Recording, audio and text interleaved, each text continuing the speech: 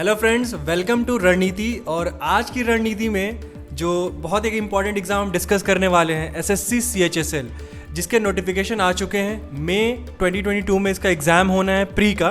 तो उस एग्ज़ाम के बारे में हम डिस्कशन करते हैं, उसकी रणनीति बनाएंगे। तो गाइज़, आपको पता है यार, बहुत सारे लोग प्रिपरेशन कर रहे हैं हर एग्ज़ाम्स के लिए और सीट्स बहुत ही लिमिटेड होती हैं। जो कंपटीशन आज की डेट में है वो बहुत ज़्यादा है। तो कैसे एग्ज़ाम्स को क्लियर करना है, कैसे आपको उस एग्ज़ाम में क्लियर करके एक रैंक बनानी है ताकि आपका सिलेक्शन हो। सिर्फ आपको एग्ज़ाम क्लियर या कट ऑफ क्लियर नहीं करना है, आपको प्रॉपर उसमें सिलेक्शन लेना है। आपको पता है प्रोसीजर जो भी है बहुत लंबा है। तो उसके लिए हम एक प्रॉपर रणनीति बना के अपनी प्रिपरेशन स्टार्ट करेंगे, जिससे कि हम सेलेक्ट हो पाए और एक अच्छी जॉब हमें मिल पाए। तो उसी के लिए आज की रणनीति है, बेस्ड है क्या रणनीति होनी चाहिए इस एग्ज़ाम से पहले। 2-3 महीने का हमारे पास टाइम है और उस टाइम में हमारी प्रिपरेशन क्या होगी, स्ट्रैटेजी क्या होगी, यही सारी चीज़ें हम इस पूरे वीडियो में डिस्कस करने वाले हैं। और 30 मिनट के बाद जब ये वीडियो ख़त्म होगा, उसके बाद आप बिल्कुल अश्योर हो जाओगे और आपके पास एक प्रॉपर प्लान होगा इस एग्ज़ाम को क्वालिफाई करने का। ठीक है गाइज, तो चलो स्टार्ट करते हैं ये वीडियो। और सबसे पहले बात कर लेते हैं इस एग्ज़ाम के पैटर्न वगैरह की। तो सोनू, बताइए ज़रा पैटर्न के बारे में, क्या पैटर्न है इस एग्ज़ाम। हेलो गाइज, तो इसमें जो पैटर्न है एग्ज़ाम का, 25 क्वेश्चन आपके ई सेक्शन में आते हैं। ठीक है, तो जो आपको स्कोर करना होता है अराउंड 80% आपको स्कोर करना होगा एक अच्छे मार्क्स के लिए। ठीक है, तो यहाँ पे सबको पता है कि अब 2-3 महीने रह गए हैं बस। ठीक है, जिसने शुरू से प्रिपेयर कर रखा है उसके लिए तो बहुत अच्छा है।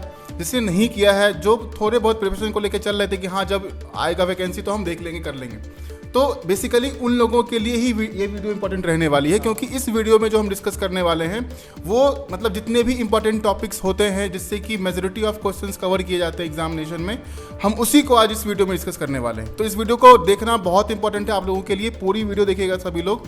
ठीक है, तो सबसे पहले हम एक बार मैं रीजनिंग डिस्कस कर देता हूँ। ठीक है, कि रीजनिंग में किस तरीके से यहाँ पे क्वेश्चंस आते हैं, कितने क्वेश्चंस आते हैं, कौन कौन से टॉपिक्स जो है वो कवर किए जाते हैं। ठीक है, जैसे कि मेरे पास पेपर है अभी प्रीवियस पेपर, तो अगर उसको एनालाइज करके मैं आपको बताऊं तो जो क्वेश्चंस आते हैं, जो सिंगल लाइनर क्वेश्चन है, ठीक है, जो मिसलेनियस हम अगर कहें तो मैथमेटिकल ऑपरेशन के क्वेश्चंस हो गए, कोडिंग डिकोडिंग हो गया, ठीक है, एनालॉजी क्लासिफिकेशन के क्वेश्चन जो आते हैं वो हो गए।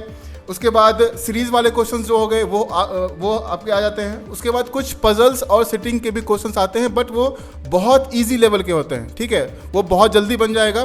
तो पजल और सिटिंग के क्वेश्चंस अब जो है वो नंबर ऑफ क्वेश्चंस उसमें भी बढ़ गए हैं। ठीक है, बाकी उसके बाद जो नॉन वर्बल पार्ट है, फिगर वाले क्वेश्चंस, मिरर इमेज हो गया, राइट, या फिगर जो आपको मैच करना होता है या मिसिंग फिगर बताना होता है, वो सारे क्वेश्चन जितने भी आते हैं, तो ये कुल मिला के आपके 25 क्वेश्चंस बनते हैं, जिसमें कि मेजर पार्ट जो आपको कवर करेगा वो ब्लड रिलेशन, जो नॉन वर्बल का पार्ट है वो मैथमेटिकल ऑपरेशन, ठीक है, सिलॉग्स, सीरीज के क्वेश्चंस, ये कुछ 6 से 7 टॉपिक्स ऐसे हैं जो कि अराउंड 20 क्वेश्चंस आपके 18 से 20 क्वेश्चंस कवर कर देते हैं। तो इस तरीके से इन सारे टॉपिक्स को आपको बिल्कुल ही अपने दिमाग में रखना है। और इम्पॉर्टेंट ये है कि इस टॉपिक के ऊपर जितने भी आपको सेक्शनल मॉक मिलते हैं, क्वेश्चंस मिलते हैं, मैक्सिमम क्वेश्चंस आपको इसके ऊपर सॉल्व करना है। ठीक है, ताकि आप अगर 3-4 महीने भी प्रिपेयर करके जा रहे हैं तो एक अच्छा नंबर स्कोर करके आए। ठीक है, अब सर आपको बताएंगे क्वांट के बारे में। गाइज, सभी को पता है 4 सेक्शन आते हैं इस एग्ज़ाम में। रीजनिंग है, क्वांट है, इंग्लिश और जीए। रीजनिंग का सर ने बताया आपको डिटेल में कि कैसे चैप्टर वाइज करना है, क्या कौन से चैप्टर ज़्यादा इंपॉर्टेंट है। तो गाइज, बिल्कुल आप सभी चैप्टर्स को कवर करने में मत लगो, इतना टाइम नहीं है आपके पास। जैसे सर ने बताया आपको एनालाइज करके, वैसे उन इंपॉर्टेंट टॉपिक्स को पकड़ो। वैसे ही हम क्वांट की बात करते हैं, तो जो क्वांट का आपको मेजर सेक्शन है जिसमें से फिक्स्ड क्वेश्चंस आते ही हैं, वो है आपका डीआई का। 5 क्वेश्चंस हैं जो मिनिमम डीआई से आएंगे ही आएंगे। तो लाइक डीआई की प्रैक्टिस बहुत ज़रूरी है। डीआई में आपको परसेंटेज का यूज़ होगा, एवरेज का यूज़ हो सकता है, रेशियो का यूज़ होगा। तो ये जो टॉपिक्स हैं ना डीआई, इसको आपको अलग से सिर्फ प्रैक्टिस करने की ज़रूरत है। बाकी आपके जो बेसिक कॉन्सेप्ट्स हैं वो आपका परसेंटेज है, एवरेज है, फ्रैक्शन, डेसिमल हो गए, या फिर आपका रेशियो प्रोपोर्शन। जो इंपॉर्टेंट है, सबसे इंपॉर्टेंट मैं बताता हूँ क्वांट का, जो किसी भी अर्थमेटिक सेक्शन का जो बिल्कुल जान कह सकते हो आप, वो ये 3 टॉपिक्स हैं, परसेंटेज, रेशियो और प्रोपोर्शन वगैरह, और एवरेज। क्योंकि हर जितने भी अर्थमेटिक के क्वेश्चंस हैं वो कहीं ना कहीं इनके यूज़ से सॉल्व होते ही हैं। ठीक है, तो एक तो हो गया आपका डीआई का सेक्शन। उसके अलावा ट्रिगो से क्वेश्चंस आएंगे, ज्योमेट्री से क्वेश्चन आते हैं।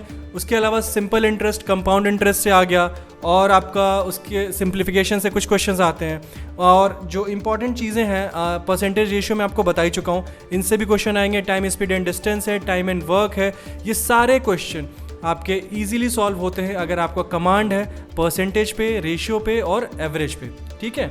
अच्छा, अब इसके बाद जो इम्पॉर्टेंट चीज़ है वो ये है कि जैसे आपका जो टॉपिक है, जो इम्पॉर्टेंट टॉपिक मैंने आपको बताया, trigonometry, percentage, average, ratio, proportion, SI, CI, SI, ये कवर करने के बाद जो सबसे इम्पॉर्टेंट, जो सबसे क्रिटिकल पार्ट आता है वो एग्ज़ाम का, वो अभी हम लास्ट में डिस्कस करने वाले हैं कि वो क्या ट्रिक है जिससे आपका ये पेपर बहुत ही चुटकियों में सॉल्व होने वाला है। पहले हम अपनी अभी इस सेक्शन में हम अभी सारे चैप्टर्स को, सारे टॉपिक्स को, सेक्शंस को डिस्कस कर लेंगे।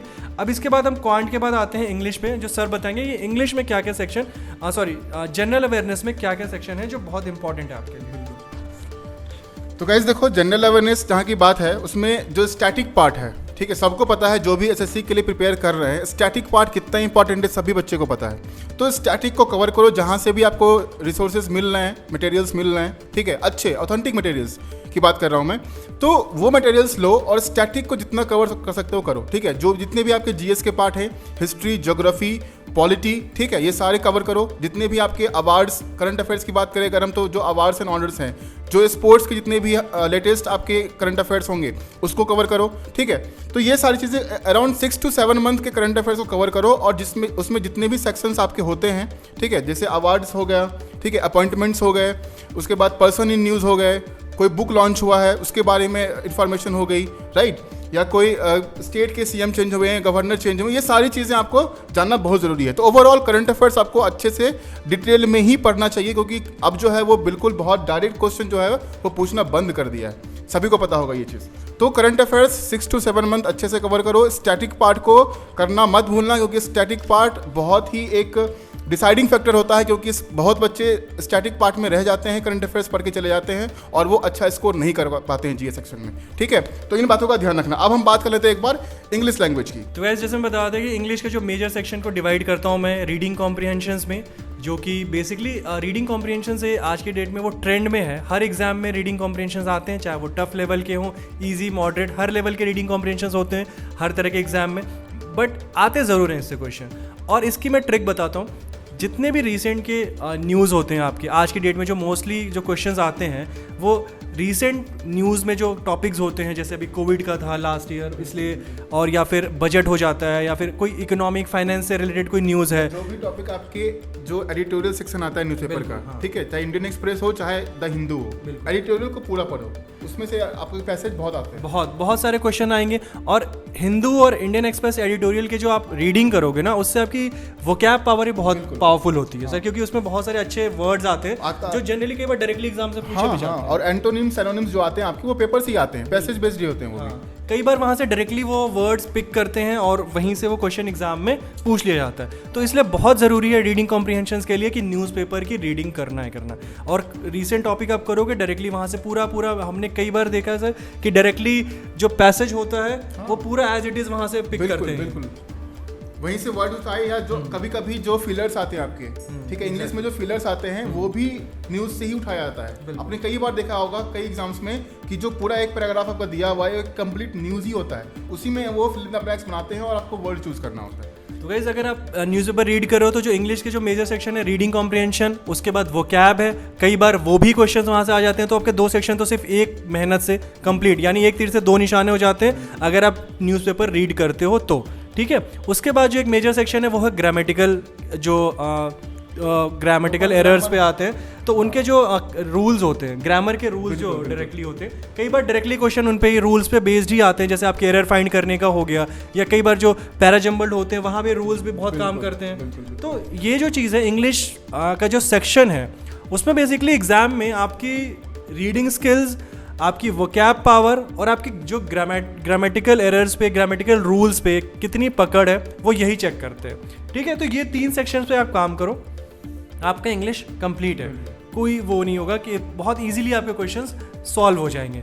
सर, अब एक बार मैं चाहता हूँ कि हम ये जो पेपर हम डिस्कस कर रहे हैं, एक बार इसको दिखाते हैं स्क्रीन पे, कैसा पेपर रहा, क्या रहा, किस सेक्शन से कैसे क्वेश्चन आए, ताकि जो हम बता रहे हैं बच्चों को ये चीज़ रियलाइज़ भी हो कि हाँ यार ये तो एग्जैक्ट वही चीज़ें हैं जैसे होती हैं एग्जाम्स में और जैसे आती हैं। तो सर जैसे रीजनिंग का सेक्शन है स्क्रीन पे अभी, तो सर रीजनिंग में क्वेश्चन बताओ। हाँ, रीजनिंग में आप लोग देख पा रहे होंगे कि जो क्वेश्चन का सेक्शन है, ठीक है, इसमें जो मेजर क्वेश्चंस कवर किए गए हैं वो आपको दिख रहा होगा। एक मैथमेटिकल ऑपरेशन का क्वेश्चन है, ठीक है, उसके बाद कोडिंग डिकोडिंग के क्वेश्चंस हैं, एनालॉजी क्वेश्चंस हैं, ठीक है, उसके बाद सीरीज वाले क्वेश्चंस आपके आ रहे हैं, उसके बाद जो नेक्स्ट है वो सिलॉग से क्वेश्चंस आपके हैं, उसके बाद 5 से 6 क्वेश्चंस हर एग्जाम में, एसएससी के एग्जाम में नॉन वर्बल पार्ट जो है वो कवर करता है, ठीक है। सीरीज में आपके नंबर भी आ सकते हैं और लेटर भी आ सकते हैं, जो कि अभी इस वाले पेपर में दोनों ही प्रेजेंट हैं, ठीक है। और उसके बाद जो नॉन वर्बल पार्ट है वो हो गया।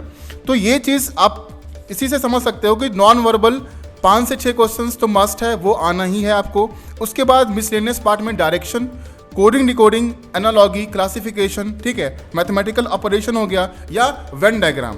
तो ये 6 से 7 टॉपिक बनते हैं जो कि मेजर पोर्शन को कवर करते हैं, ठीक है। अब एक बार सर अब जो है वो जनरल अवेयरनेस भी मैं दिखाई देता हूँ। तो जनरल अवेयरनेस में आप देख रहे हो पेपर पे कि जो स्टैटिक पार्ट है, ठीक है, चाहे वो लोकेशन को लेके क्वेश्चन आया हो, ज्योग्राफिकल लोकेशंस को लेके, ठीक है, कि ये आइलैंड कहाँ पे मौजूद है या नेशनल पार्क ये कहाँ पे है, अक्सर ये क्वेश्चंस पूछे जाते हैं, ठीक है। और स्टैटिक पार्ट में हिस्टोरिकल फैक्ट्स भी आपको पूछे जाएंगे कि ये मूवमेंट कब हुआ था, इस तरह के क्वेश्चंस आपको दिख रहे होंगे।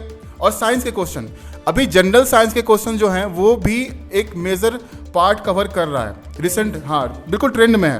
तो मुझे लगता है कि जनरल साइंस और एनवायरनमेंट ये आज के ये जो 2 इंपॉर्टेंट टॉपिक्स हैं ना, ये हर एग्जाम में बहुत सारा जनरल सेक्शन में आते हैं। अभी रिसेंटली जो बैंक का एग्जाम हुआ है मैं उसकी बात बता रहा हूँ। क्वेश्चन नंबर आप ये देखो, क्वेश्चन नंबर 37 जो हो गया ये भी कहीं ना कहीं सर एनवायरमेंट से है।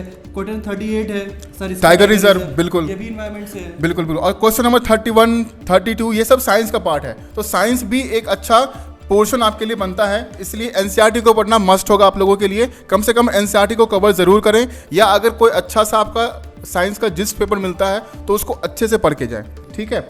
बाकी अब जो भी स्टैटिक पार्ट है, पॉलिटी का हो, ज्योग्राफी का हो, हिस्ट्री का हो, वो सारे कवर करने ही हैं, साथ साथ करंट अफेयर्स भी आपको कवर करने हैं। अब आप सर बता देंगे आपको एक बार क्वांट और इंग्लिश को लेके। तो सर जैसे क्वांट का मैं स्टार्ट करता हूँ सर, पहला ही क्वेश्चन देखो, रेशियो और परसेंटेज से मिक्स होकर क्वेश्चन है। तो मैंने जैसे ही बोला कि रेशियो तो यार मस्ट है। उसके बाद 53 क्वेश्चन है यार ट्रिगो से है, बहुत इजी क्वेश्चंस हैं, कैसे कैसे करना है ये हम आपको बिल्कुल हमारे जो वीडियोस आते हैं उसमें आप देख सकते हो कि कैसे इसको सॉल्व करते हैं ट्रिक से।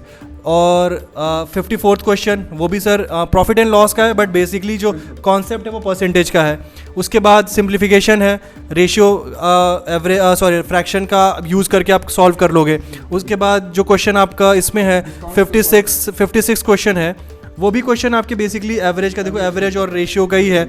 तो मतलब most of the question sir मैं देख रहा हूँ लाइन से, जैसा मैं बता रहा था बच्चों से और जैसा मैंने एक्सपीरियंस किया है कि परसेंटेज अगर हमारा क्लियर है, परसेंटेज है, फ्रैक्शन, रेशियो, तो बहुत सारे क्वेश्चन तो बहुत ईजिली बहुत क्विकली सॉल्व हो जाते हैं। हाँ, डीआई के ऊपर जो क्वेश्चन आ रखे हैं सर, ये जो 63rd क्वेश्चन है वो भी परसेंटेज पे बेस्ड है, ठीक है। तो वही मैं कह रहा सर कि ये जो 2-4 टॉपिक्स हैं हमारे वो बहुत ही इंपॉर्टेंट है हमारी प्रिपरेशन के लिए। मतलब इन पे तो हमें इतना बिल्कुल कमांड होना चाहिए कि जैसे भी क्वेश्चन है इससे रिलेटेड या इसका यूज़ करके आप दूसरे कॉन्सेप्ट से क्वेश्चंस को भी सॉल्व कर पाओ। इस तरह की कमांड होनी चाहिए आपकी परसेंटेज पे, रेशियो पे, एवरेज पे और फ्रैक्शंस वगैरह पे, ठीक है गाइस। तो ये था कि इस तरह के क्वेश्चंस आते हैं, छोटे मोटे क्वेश्चन कुछ नंबर सिस्टम से जैसे डिविजिबिलिटी हो गई या फिर और भी इस तरह के पावर्स पे बेस्ड क्वेश्चन आते हैं, तो वो भी बहुत ईजिली सॉल्व हो जाते हैं। इतने डिफिकल्ट क्वेश्चन वो होते नहीं है। जो मेजर टाइम टेकिंग क्वेश्चन आपका होगा वो डीआई का हो सकता है, क्योंकि कई बार आजकल ट्रेंड में होता है कि क्वेश्चंस में एक से ज़्यादा ग्राफ दिए होते हैं, तो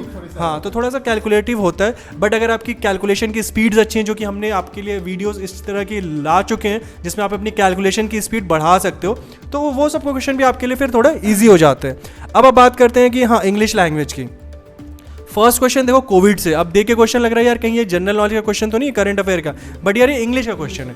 डायरेक्टली ये कहीं से पिक किया हुआ क्वेश्चन है, किसी न्यूज़ से या किसी आर्टिकल से डायरेक्टली आया हुआ क्वेश्चन है ये।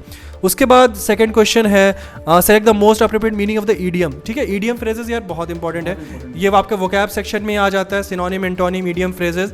तो इससे ही बहुत फिक्स्ड है कि आनी है, और इतने ज़्यादा है नहीं। अगर आप 50 से 100 इंपॉर्टेंट ईडीएम फ्रेजेस याद कर लेते हो तो आपके लिए बहुत ईजी होगा। और सर इसका मैं ईजी तरीका बता देता हूँ कि बस आप एक बार पढ़ो और उसको अपने डेली लैंग्वेज में यूज़ करने लग जाओ सबसे, तो फिर वो आपके ज़बान पे आ जाएगी और फिर वो आपके लिए बहुत ईजी हो जाता है। तो कई बार अगर आपको मीनिंग नहीं भी पता तो आप सिचुएशन और सेंटेंस को समझ के मीनिंग निकाल सकते हो, ठीक है।